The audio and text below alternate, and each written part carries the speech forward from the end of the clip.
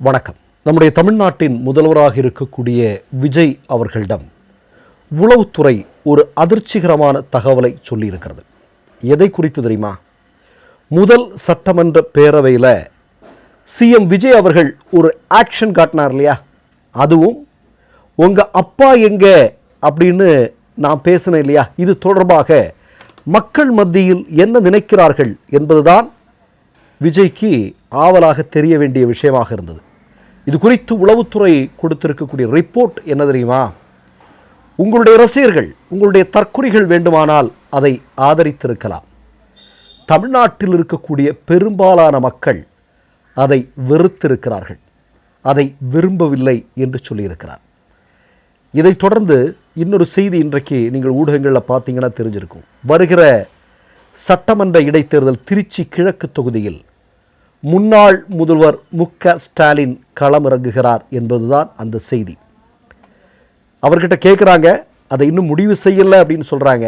ஆனால் தமிழ்நாடு முழுமையும் ஸ்டாலினுக்கு ஆதரவாக இருக்கிறது, ஆதரவான அலை எழும்பிக் கொண்டிருக்கிறது என்பதுதான் உண்மை. அதனுடைய அடிப்படையில் திருச்சி கிழக்கு தொகுதியில் முன்னாள் முதல்வர் மு.க. ஸ்டாலின் போட்டியிடப் போகிறார் என்பதுதான் மிக முக்கியமான செய்தி. இதற்கு பல காரணங்கள் இருக்கிறது. இப்போ நீங்கள் பார்த்தீங்க அப்படின்னா, மதிமுக என்று சொல்லக்கூடிய கட்சி அது தவேகாவுடன் இணைவது ஏறத்தாழ உறுதியாகி இருக்கிறது. அதாவது கூட்டணியாக இணையப் போகிறார்கள் என்பது ஏறத்தாழ உறுதியாகி இருக்கிறது. இதற்காக வை. கோபால்சாமியும் அதே மாதிரி அவருடைய பையனும் தொடர்ந்து கடந்த ஆட்சியாளர்களின் மீது என்னெல்லாம் பேசிகிட்டு இருக்காங்க அப்படின்னு தெரியுது. இன்றைக்கி என்ன செய்தி வந்திருக்கு? மதிமுகவிற்கு உதயசூரியன் சின்னத்தில் நின்று போட்டியிட்டு 2 எம்எல்ஏக்கள், அதில் சீர்காழி எம்எல்ஏ மதிமுக கட்சியிலிருந்து விலகுவதாக அறிவித்து திமுக என்று சொல்லக்கூடிய கட்சியில் தன்னை இணைத்துக் கொள்வதாக சொல்லியிருக்கிறார். இது ஒன்று. இரண்டாவது மிக முக்கியமான செய்தி என்ன? இன்றைக்கு திருமாவளவன் அவர்கள் விடுதலை சிறுத்தைகள் கட்சியினுடைய தலைவர் இல்லையா? தவேகாவினுடைய அமைச்சரவையில் இடம்பெற்றிருக்கக்கூடிய ஒரு கட்சி, அந்த கட்சியை சார்ந்த ஒரு தலைவர் சொல்றார், திருமாவளவன் சொல்றார். என்ன சொல்றாரு? சட்டமன்றத்தில் நீங்கள் முன்னாள் முதல்வர் மு.க. ஸ்டாலினை அப்படி பேசியிருப்பது என்பது கண்டிக்கத்தக்க செயல், அது சரியான விஷயம் அல்ல. இப்போ நம்ம எல்லாம் என்ன நினச்சோங்க? முதல்வர் பத்திரிகையாளர்களை பார்த்து பேசுறதில்ல, கேள்வி கேட்டால் பதில் சொல்கிறதில்ல, அவர் பேசுவார் நம்ம கேட்டுக்கணும். மோடி என்ன பண்ணுறாரோ அதைத்தான் விஜயும் பண்ணிக்கிட்டு இருக்கிறாரு. சரி, சட்டப்பேரவையில் ஏதாவது பேசுவார் அப்படின்னு தற்குறிகள் உட்பட எல்லாருமே ஆவலை எதிர்பார்த்தோம். 6 சிலிண்டர் இலவசம் அப்படின்னு சொல்லி எல்லாருடைய வாயை அடைச்சிருவார் அப்படின்னு பார்த்தோம். 2500 ரூபா மகளிர் உரிமை தொகை இதோ இந்த வாரத்திலிருந்து கொடுக்க, இந்த மாதத்துலேருந்து கொடுக்க போகிறோம் அப்படின்னு சொல்லி ஏதாவது பண்ணுவார்னு பார்த்தோம். ஏதோ ஒரு நலத்திட்ட உதவிகள் அல்லது தேர்தல் வாக்குறுதிகள் மூலமாக அதை உடனடியாக செயல்படுத்தி எதிர்க்கட்சிகளுடைய வாயை மூடுவார் அப்படின்னு நம்ம எதிர்பார்த்தா, அங்கே வந்து இப்படி ஆக்ஷன், அப்பா எங்க அப்படின்னு கேட்டு, ஐய இவ்வளவுதானா அப்படிங்கிற மாதிரியான ஒரு தோற்றத்தை உருவாக்கியிருக்கிறார். மொத்தத்தில் தமிழ்நாட்டில் முதலமைச்சராக தேர்வு செய்யப்பட்டவர்களுடைய மிக மோசமான உரைகளில் ஒன்றாக விஜயனுடைய உரை மக்கள் மத்தியில் இடம்பெற்றிருக்கிறது என்பதுதான் உண்மை. இதை தொடர்ந்து நீங்கள் பார்த்தீங்க அப்படின்னா, இவங்க கூட்டணி கட்சிக்குள்ளேயே மிகப்பெரிய அளவில் முரண்பாடுகள் வெடிக்க துவங்கி இருக்கிறது. இப்போ நீங்கள் பார்த்தீங்கன்னா, 2 தினங்களுக்கு முன்பு சிபிஐ கட்சியினுடைய முன்னாள் மாநில செயலராக இருக்கக்கூடிய முத்தரசன் அவர்கள் ஒரு திருமண விழாவில் கலந்து கொள்கிறார். அந்த திருமண விழாவில் அவர் ஒரு செய்தியை சொல்கிறார். என்ன சொல்கிறார்?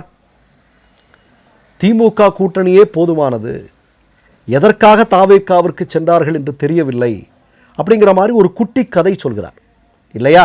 இப்போ உங்களுக்கெல்லாம் நல்லா தெரியும், சிபிஐ ஆகட்டும், சிபிஎம் ஆகட்டும், அல்லது இடதுசாரி கட்சிகள் ஆகட்டும், இந்த கம்யூனிஸ்ட் கட்சிகள் இருக்கக்கூடிய தோழர்களுடைய மனநிலை எல்லாமே எதற்காக தவேகாவோடு தலைமைகள் இணைந்தது என்பதில் ஒரு மிகப்பெரிய ஒரு முரண்பாடு இருக்கிறது. அவங்களுடைய இந்த சமூக ஊடக கணக்குகள் எல்லாம் போயிட்டா இன்னமும் அவங்க வந்து தவேகாவை மிக கடுமையாக விமர்சிப்பவர்களாக இருப்பார்கள். தவேகாவினுடைய செயல்பாடுகளை கடுமையாக முன்னணியில் நின்று விமர்சிக்கக்கூடியவர்களாக இருக்கிறார்கள்.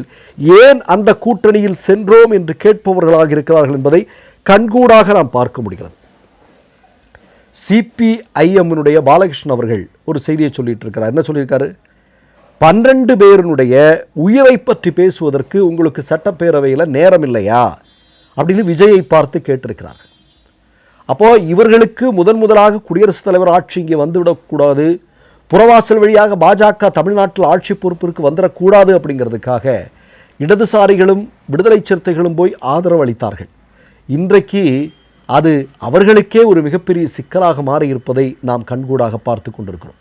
அப்போ இந்த நேரத்தில் நீங்கள் பார்க்க வேண்டியது என்ன அப்படின்னா, விஜய் அவர்கள் ஆட்சி பொறுப்பிற்கு வந்து 40 நாட்கள் கடந்தது பிறகு கூட உங்கள் ஆட்சி காலத்தில் சட்ட ஒழுங்கு சரியில்லை, பல்வேறு பிரச்சனைகளை தமிழ்நாடு சந்திக்குதே அப்படிங்கிற காரணம், இதற்கான நடவடிக்கைகள் என்ன அப்படின்னு கேட்டால் அது மு.க. ஸ்டாலின் கடந்த திமுக ஆட்சி என்று தொடர்ந்து சொல்லி கொண்டிருப்பது என்பது தமிழ்நாட்டு மக்கள் மத்தியில் ஒரு மிகப்பெரிய அளவில் கோபத்தையும் மிகப்பெரிய அளவில் ஒரு கொந்தளிப்பையும் உருவாக்கி இருக்கிறது. ஆட்சி அதிகாரத்திற்கு வருவதற்கு முன்னால் இந்த ஆட்சியில் உள்ள ஒரு பிரச்சனை இருக்குது என்று சொல்வது ஓகே. ஆனால் உங்கள் கையில் ஆட்சியை கொடுத்ததற்கு பிறகு இன்னமும் அவர்கள்தான் எல்லாவற்றுக்கும் காரணம் என்று சொல்வது என்பதை மக்கள் ஏற்றுக்கொள்ள தயாராக இல்லை. அதுதான் இன்றைக்கு விஜயனுடைய கையில் உளவுத்துறை கொடுத்திருக்கக்கூடிய ஒரு மிக முக்கியமான செய்தி. இதை தொடர்ந்தால் தமிழ்நாட்டு மக்கள் மிகப்பெரிய அளவில் உங்களுடைய கட்சிக்கு எதிர்ப்பாளர்களாக மாறிவிடுவார்கள் என்பதை தெளிவாக சொல்லியிருக்கிறது என்பதுதான் முக்கியமான செய்தி.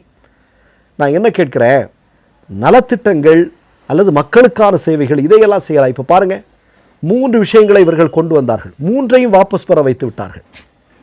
இப்போது தூய்மை பணியாளர்கள் நியமனத்தில், தூய்மை பணியாளர்களுடைய விஷயத்தில் தனியார் மையத்தை புகுத்துவது என்பது போன்ற திட்டம் கொண்டு வரப்பட்டது. இன்றைக்கு அதை வாபஸ் வாங்கியிருக்கிறார்கள். எப்படி வாபஸ் வாங்கினார்கள்?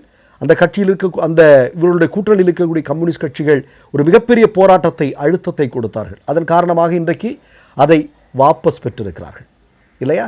அதே மாதிரி பயிர்க்கடன் முழுமையாக தள்ளுபடி என்று சொல்லிவிட்டு இன்றைக்கி என்ன செஞ்சுட்டு இருக்காங்க அப்படி தெரியும். இன்றைக்கி என்ன பேசியிருக்கிறாங்க, வரக்கூடிய ஜூலை முதல் வாரத்தில் சென்னையில் விவசாயிகள் ஒரு மிகப்பெரிய போராட்டத்தை நடத்துவதாக அறிவிப்பு வந்திருக்கிறது. உடனடியாக என்ன சொல்லியிருக்கிறார்கள், இல்லை பயிர்க்கடனை முழுமையாக தள்ளுபடி செய்வதை குறித்து நாங்கள் ஆலோசிக்கிறோம் என்று சொல்லியிருக்கிறார்கள். அதே மாதிரி கோயில்களில் வந்து கட்டணம், ஒரு குறிப்பிட்ட கோயிலில் வந்து கட்டணம் அதிகமாக வசூல் செய்யப்படுகிறதுங்கிற செய்தி வருகிறது. உடனடியாக கொந்தளிப்பு வருகிறது. உடனே அதை வந்து வாபஸ் போகிறாங்க. இப்போ என்ன அப்படின்னா, இவர்களாக எதுவும் செய்யவில்லை. கடந்த காலத்தில் திராவிட முன்னேற்ற கழகம் ஆட்சி என்ன செய்ததோ அதில் ஸ்டிக்கர் ஒட்டி இவங்க வேலை செஞ்சுட்டு இருக்காங்க. அதனால தான் முன்னாள் முதல்வர் மு.க. ஸ்டாலின் சொன்னார், நீங்கள் வந்து புதுசாக ஒன்றும் பண்ண வேண்டிய தேவையில்லை, நாங்கள் பண்ணதை கண்டினியூ பண்ணாலே மக்கள் மத்தியில் நன்மதிப்பை பெறலாம் என்று. ஆனால் அதிலிருந்து வெளியே சென்று கொண்டிருக்கிறார்கள். அது மக்கள் மத்தியில் ஒரு மிகப்பெரிய கொதிநிலையை உருவாக்கி இருக்கிறது என்பதுதான் உண்மை. மற்றொரு நிகழ்வில் சந்திப்போம். நன்றி, வணக்கம். 3 யூடியூப் சேனல்கள் வியாபாரத்திற்கு இருக்கிறது. தேவைப்படுபவர்கள் இந்த எண்ணுக்கு தொடர்பு கொள்ளுங்கள். மை நேம் இஸ் ரெட் சேனலை சப்ஸ்கிரைப் பண்ணிக்கோங்க. அதுக்கப்புறமா பக்கத்தில் இருக்கிற ஜாயின் பட்டனை கிளிக் பண்ணீங்கன்னா ஒரு நியூ பேஜ் ஒன்று ஓப்பன் ஆகும். அதுலயும் ஜாயின் பட்டனே கிளிக் பண்ணிக்கோங்க. அதுல பாத்தீங்கன்னா credit R debit card options இருக்கு. இதுல உங்களுக்கு விசா, மாஸ்டர் கார்டு, ரிப்பே அப்படின்னு 3 ஆப்ஷன்ஸ் கொடுத்துருக்காங்க. அதுல நீங்க எந்த கார்டு சூஸ் பண்றீங்களோ அந்த கார்டோட நம்பர் என்டர் பண்ணிக்கோங்க. அப்புறமா கார்டோட வேலிடிட்டி மந்த் அண்ட் இயரை டைப் பண்ணிக்கோங்க. அடுத்தபடியா உங்க கார்டோட பின்னால சிவிசி கோடுன்னு சொல்லிட்டு 3 நம்பர்ஸ் கொடுத்துருப்பாங்க. அந்த நம்பர் இதுல என்டர் பண்ணிக்கோங்க. அப்புறமா அட்ரஸ் அண்ட் இன்ஃபர்மேஷன் என்டர் பண்ணிட்டு பைங்கிற பட்டனை கிளிக் பண்ணிக்கோங்க.